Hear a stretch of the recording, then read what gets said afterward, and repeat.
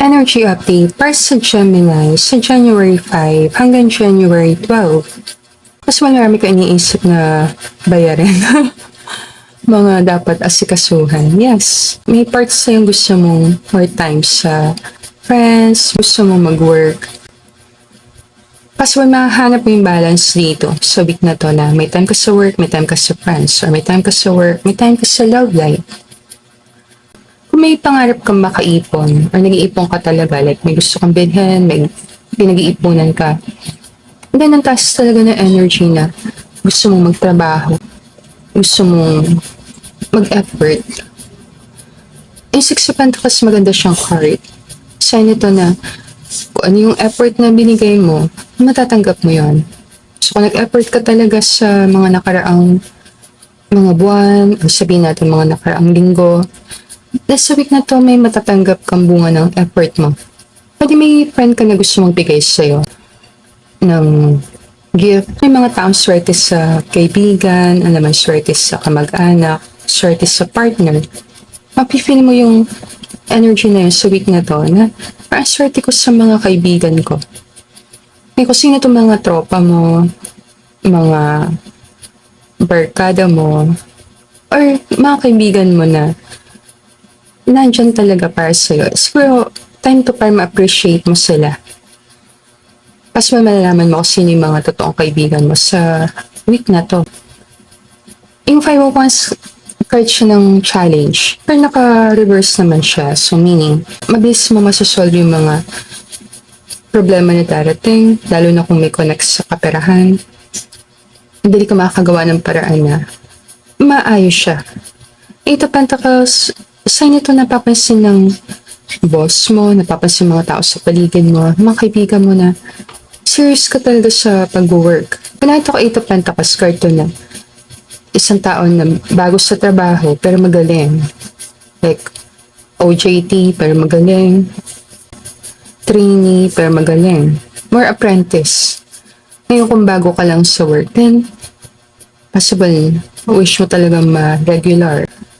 Yung gusto niya ma-regular ka sa time na to or magkaka-renewal ka ng kontrata mo. Kung umayos ka sa trabaho, then pwede sa week na to naghahanap kang trabaho. Iba sa inyo, pwedeng nag-start ka na talaga mag-work.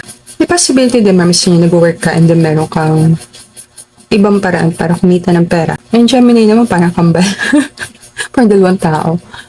Pas man, happiness mo na talaga yun. Mag-multitasking or pagsabayan. Yung work ang pinag-usapan natin dito. Alam mo yun? Di tao. Ngayon, pwede malagay yung kambal. Kung may yung kambal sa'yo. Maganda siya pag blessings, diba? Double blessings. Ano makatanggap ka ng double blessings? Nag-bless ka dito and then na-bless ka pa dito. Example nito, na-bless ka sa work and then na-bless ka pa sa racket mo.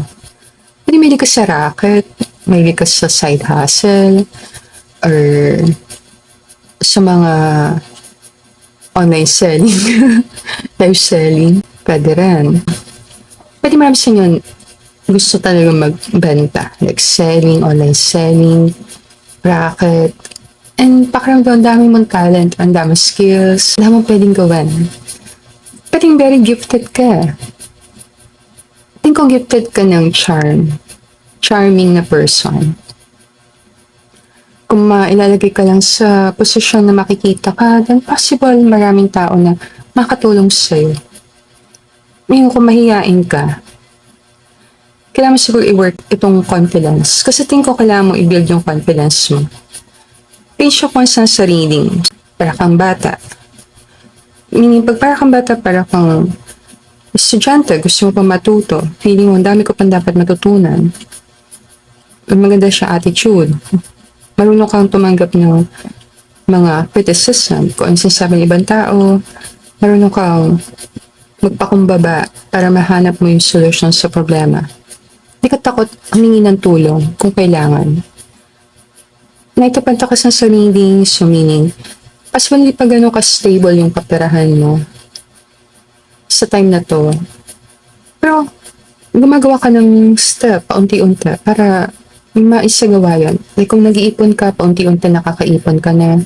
Kung nag-work ka, paunti-unti natututunan mo na kung paano talagang trabaho, nagagamay mo na siya.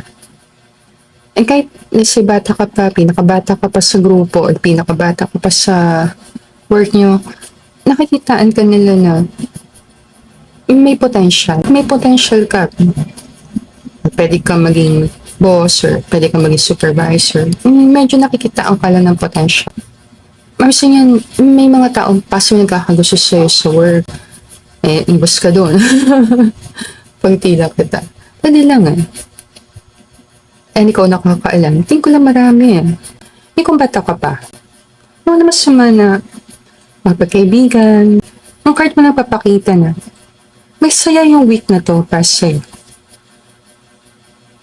Para siyang ang dami nangyayari pero masaya ka. Kahit pagod ka, masaya ka. Masaya ka kasi pakiramdam mo, merong nangyayari sa buhay ko. Meron akong ginagawa. Busy ako. Kumbaga, parang hindi ako nakatambay lang, hindi ako naghihintay lang. Meron ako nagagawa kahit maliliit na paraan para makuha kang gusto ko. Possible marami sa inyo, marami kang mabibili para sa sarili mo sa week na to. Marami kang mga na-order, na-order online. Meron parang gusto mong pasayahin yung inner child. Ano yan? Like, kung nung bata ka, hindi mo nabibili yung gusto mo. Parang pinapamper mo yung sarili mo. Marami din sa inyo possible makaranas ka ng more time na mag-enjoy. Kahit busy-busy ka, maisingit mo talaga siya. Yung time na yon, possible kasama mo yung taong love mo, or kung di man family, or kung hindi man mga friends. Or lang siya, kung may partner ka yung partner mo. More doon ang time mo. Kung wala kang partner mo, yung mga kaibigan mo. Marami kang mga solid na mga kaibigan na parang family na rin sa'yo. So sa week na ito, mararamdaman mo na ang ganda ng connection ko. Meron akong connection, meron akong maasahan ng mga tao. May mga tao akong matatakbuhan. May mga tao na tumutulong sa akin. And may mga tao na nakikinig sa akin. So mararamdaman mo yung feeling na may mga kaibigan ka talaga. Ang ganda ko ng card. Pero possible sa work, may nagkakakar. Mabalik-balik tayo doon. Wala ka na. Pwede sa week na to malaman mo may nagkakashare sa work. Yan. Okay lang yung crush lang naman ah. Diba? Na masama dun ah. Tingnan natin ah.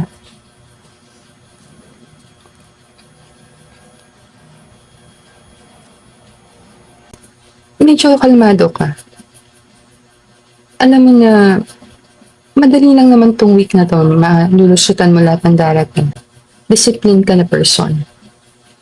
Kasi nag-aaral ka talaga maging disiplinado. Yung disiplina mo talaga yung sarili mo.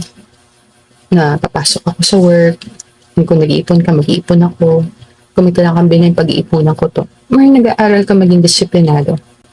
Kung itutuloy-tuloy mo to, di magandang pupuntahan nito long term. Yes. Hindi pwede maging maganda to pagtagal. Pero wala na ako as sariling Gemini. And thank you sa panonood ng video. I'll see you again on our future reading. Namaste.